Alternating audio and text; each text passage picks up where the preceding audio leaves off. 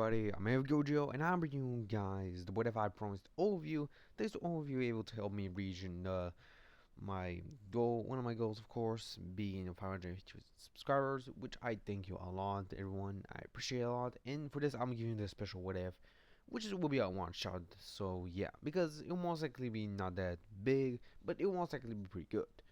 Now this is what if Gogeta and Vegito fuse into Gogito.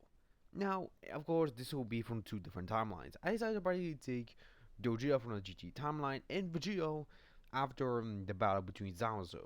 Now, of course, this will be both Gogeta and Vegito at their peaks with all their powers. Of course, both of them will be strong and powerful. Now, how would this happen is, of course, it will probably happen between the battle between, of course, Danzo and Gogeta when they are starting to correct time and space. When this happens, it will actually be the same for both Gogeta and Super and Omega Shenron. Omega Shenron will be confused on what is happening, but he will continue to fight Gogeta. Gogeta goes to be confused as well. It became much more serious, not being as playful as he was in the beginning. Now he was serious and he was ready to end the fight. Before he can actually do that, he was punched by a purple hand. As Gogeta was confused, he didn't look at Zamasu. Zamasu was confused, he tried to attack Gogeta, but Vegito kicked him away. Of course, Gogeta was surprised as he sees Vegito and asking him why is he here. He shouldn't be here. But of course, Vegito is actually more confused as who he is. Of course, Gogeta explains that he's Gogeta, the fusion between Goku and Vegeta. Of course, this gets actually Vegito in shock and confused, saying that he was a fusion. But of course, both of them will realize that maybe they're from different timelines. Of course, both of them will decide to work together so they can defeat their villains.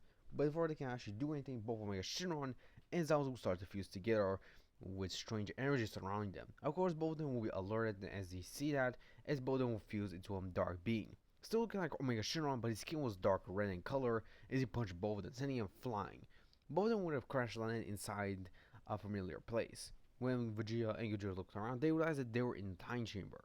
They're confused on what they're doing there, but they decided to not question. They tried to get out there, but they realized that the time chamber was sealed. This is that being that came out of the fusion between their two enemies was practically sealing them inside the time chamber, meaning that to get out of there, they must become even stronger. Of course, Vegeta decided to practically try to use his full power. He used Super Saiyan Blue and stacking on top of Kaioken, but even that was not enough as he split back to Gogeta, to Goku and Vegeta. Of course, this will be pretty confusing, but of course, eventually after some time, Gojo also would have diffused as well after the exertion of so much energy in Super Saiyan 4. Of course, both and Vegeta would talk to their GT counterparts, with of course them explaining their own timeline, and eventually the GT timeline also explaining themselves. With of course Goku and Vegeta actually surprised that they actually have not met Beerus and actually have much more peaceful time. And Goku is actually surprised that the kid looking at himself is actually much more older than him, which surprised Goku. But of course, these Vegeta realize that they're both on the same level, which of course goes for both Goku and Vegeta as well. Of course, they decide to probably train their other cells so they can control their power. Of course, in this timeline, both Goku, this is actually a quite different timeline because both Goku and Vegeta have actually decided to get their own paths. With Vegeta already been trained by Beerus and Goku already been trained by Whis. So they actually have picked it up a little bit of both Ultra Instinct and the power of Hakai. So yeah. Eventually both Vegeta's will decide to train with one another and both Gokus do the same. Due to them being practically the same person, this will most likely mean that they will have much more experience with one another. And eventually they will train for a couple of years inside the time chamber. But now actually realize that the time chamber was actually stimulating them to practically be at the same peak as they were when they defused or when they were fused. Of course, both Goku and Vegeta still have the Patara earrings thanks to Vegeta practically defusing, and of course, Gogeta can only be fused if both Goku and Vegeta have just enough energy. Of course, they decide to practically train and even use their fusion stages so they can get even stronger in their fusion. Of course, both Vegeta and Gogeta were incredibly strong and powerful. Both of them would have sparred with one another, even though they had limited time. They were able to practically make the best out of it. Of course, after some time, both GT and of course the super counterparts were able to gain powers from each other. But of course, GT Goku and GT Vegeta able to achieve Super Saiyan God in Blue, while both Super Goku and Super Vegeta were able to achieve Super Saiyan 4 thanks to their counterparts. They were also able to practically utilize the power of their tails within them, so they can practically do that, which would have taken at least a year or two. Which of course will be pretty good because they're able to control the Great Ace much more better than their GT counterparts. Because of their control or God Key, they were able to practically utilize the Great Ace form or the Golden Great Ace much more better. Of course, After training, they decided to finally became fused once again, and eventually they powered to their maximum, being Super Saiyan Blue. Both Vegito and Gogeta start to spar with one another, knowing that they may get even stronger as they continue to train. Of course, Gogeta does have an idea. What if they fuse together? Of course, Gogeta thinks that it may be impossible, but Vegito says that the Patara is limited to only a fusion between two persons, but the fusion dance is not limited to only two persons, which of course gets Gogeta to think maybe it would work, but they have to be at the same level of power. And Gogeta is not that big of a master over Super Saiyan Blue as Vegito is, since his other counterpart is much more experienced with the form himself. But of course, Vegito tells him that they're able to achieve their own forms. He thinks that maybe he should achieve Ultra Instinct, while Gogeta tries to master the Hakai energy. But Gogeta thinks that it maybe should be opposite. He will focus on Ultra Instinct and Vegeta will focus on Hakai, since it will most likely be suited for him due to his cocky personality. Of course, Vegeta is kind of offended, but he realizes that Gogeta, when Gogeta is saying is true, so he decides to agree to this proposal. Eventually, they both will continue to train, and eventually both their super counter, eventually both will Goku, Vegeta, even GT Goku, eventually Vegeta will continue to train. And eventually, after fully 10 years, both Vegetas were able to achieve Ultra Ego, and both Gokus were able to achieve Master Ultra Instinct. When this skyrocketing power, the Tanjiro will start to shake. Due to their immense power and energy, they realize that they are close to probably escaping and finding the beam once again. Knowing that he might destroy their timelines, they decide to give their all in their training. Eventually, Goku's and Vegeta's will fuse into their own fusions. With, of course, Vegeta going to Ultra Ego, and, of course, Gogeta going to Ultra Instinct. Both of them will start to power up as they will start to perform the fusion dance. And as they perform it, the entire time will start to shake in immense power. Seemingly could not actually withstand the power between both fusions as they fuse once again into a much more powerful variant of themselves, being none other than Gogito. As Gogito was born in a fusion, the power of both Ultra Instinct and Ultra would have mixed together permanently. And this power would have been so great that the entire time chamber would shatter in just the fusion being present himself. As Gogeta would look around, he realized that now he is free from a time chamber. He sees that his aura alone was able to destroy the entire time chamber with ease. Of course, Gogeta would decide to pick a name for himself, calling himself Gogito, and eventually would try to search for Omega Shenron. But of course, the new Omega Shenron would start to probably destroy timelines, but Gogeta was able to intervene and push him away. Of course, Omega Shenron would have been stunned as he realized that this fusion is the fusion between the Gogeta he knows and the other person he doesn't know. But Gogeta explains to him that he's here to stop him. Of course, Dr. Shenron just laughs, and he tells him that he will not stop him. He then charges a dark ball trying to arrest another timeline, but Gogeta instantly appears in front of the ball and disperses it with just his presence alone. This surprises Dark Omega Shenron, but Gogeta just comes down and eventually powers up a lot more. He then, with a flick of his fingers, is able to annihilate Omega Shenron. Omega Shenron coughs out blood and eventually is killed, but he tells Gogeta that there's a much more powerful threat than him that he has to worry about. Of course, Gogeta is confused on what he means, but eventually, before he can probably react, Gogeta is punched by another being. Gogeta, of course, looks around and actually spots the Grand Priest, but that is not actually his Grand Priest, because his Grand Priest actually has red eyes, not the similar silver eyes that the normal Grand Priest has. Gogeta, of course, will be confused because of the memories of Vegito from his timeline. If only both Goku and Vegeta would have known about the Grand Priest and how strong he is, and how he does not actually act like that.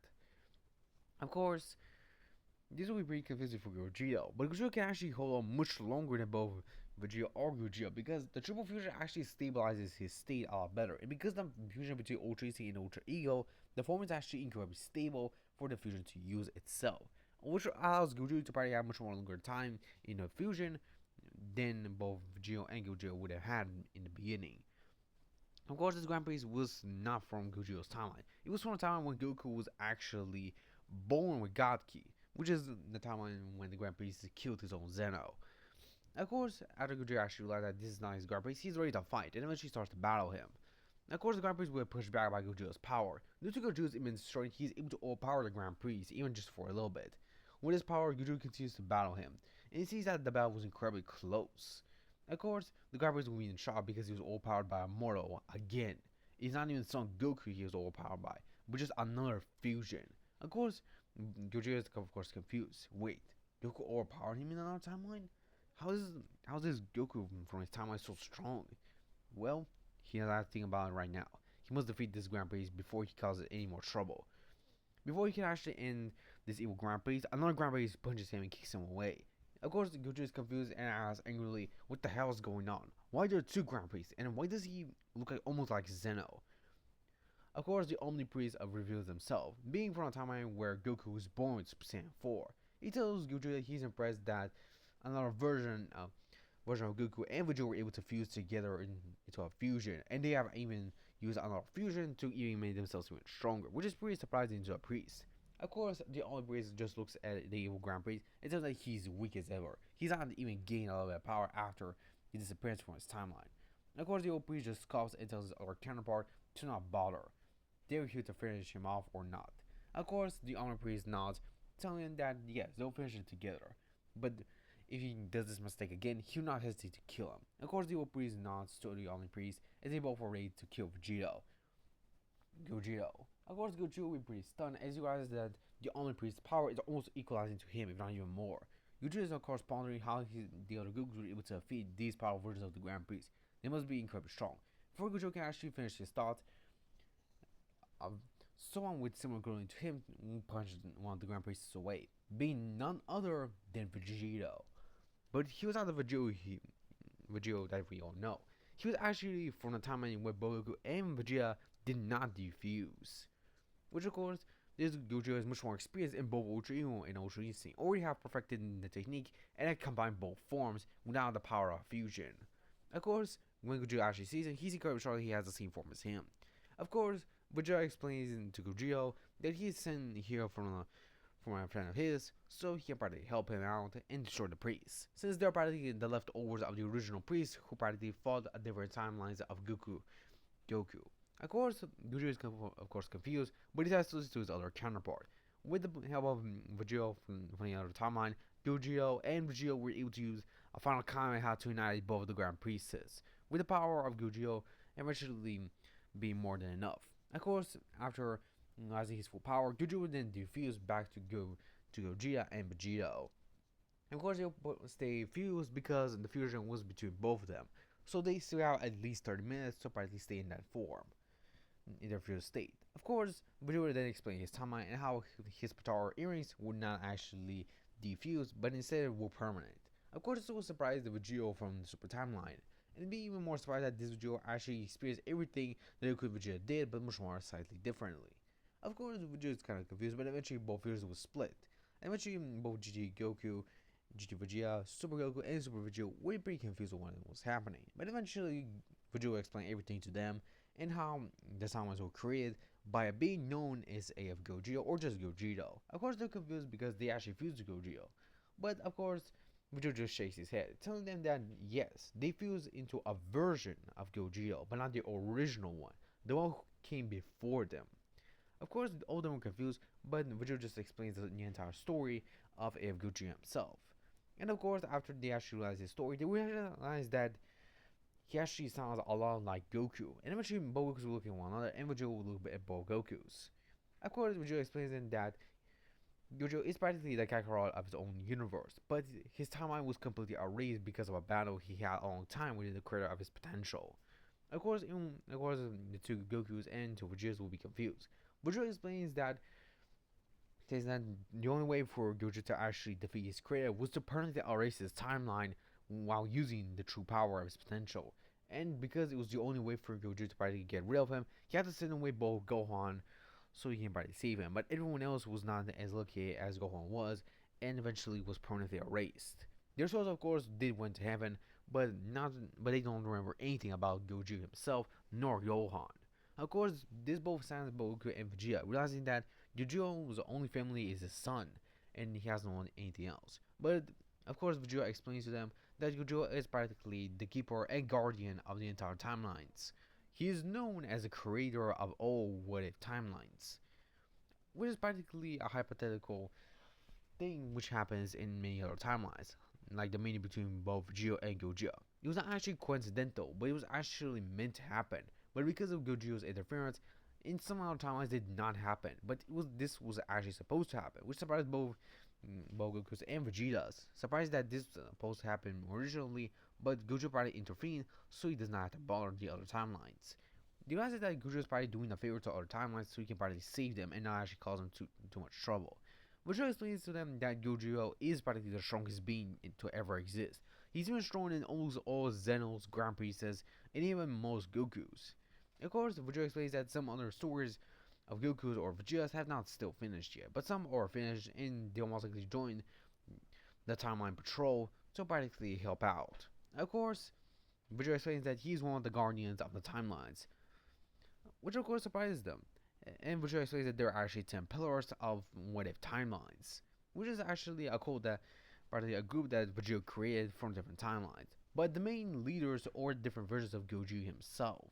Of course, they're all confused, but Vegeta explains that Vegeta actually fused with his other version of himself, practically creating a new version of Gogito, yet still the same person. He's much more different, but he was still the same person. Of course, eventually, before Vegeta can actually finish his thought, Gojo will appear. As I would say, well, it seems that everything is alright. I guess I should fix both your timelines, I'm supposing. I'm going to, of course, ask both GT Goku, GT Vegeta, Super Goku, and Super Vegeta, with, of course, the four of them nodding and also thanking me. I'll tell them there's no problem, and eventually we're able to reset their timelines. Saying that nobody will remember what happened, but they all will remember what happened. And I'll not actually remove their powers. I'll let them keep them. Of course, both Goku's and Vegeta's will probably be eager to see how strong I am. Eventually, they both would fuse again to Gogito, and they'll just smile slightly. Well, let's see what you got out of me. Of course, Gojo will just laugh and tell me to not underestimate him. I'll not, as both of us will share against one another. Both of us will clash, but I was still in base while he was utilizing his Ultra form. Of course, Gojo would have asked me if I have my own Ultra form, and I told him that I do, but I'm not going to use it just yet. Of course, he said I was starting to get cocky and he didn't use his full power, but I would just smile as I would just power up Super Saiyan. Easily surprising him as the power gap starts to increase as I just use Super Saiyan. Eventually, Gojo realizes that he's no match for me, and eventually decides to stop battling.